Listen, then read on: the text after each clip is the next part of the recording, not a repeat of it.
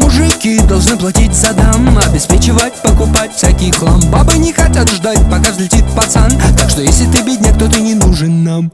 Должен обеспечить, быть богатым, безупречным. Должен обеспечить женщин. Должен, что? С какого хуя? Должен обеспечить, быть богатым, безупречным. Должен обеспечить женщин. Должен, что? Мужчина обязан, мужчина силен. Он должен добиться, должен быть умен. А девушка может отдыхать, даже шмотки покупать и платье выбирать. Наплевать, ведь можно взять и охмурить миллионера и рассекать на новый Porsche Panamera. Кайфовать по жизни, кайфовать везде. Ну а если ты мужчина, то знай, пиздец ты. Должен обеспечить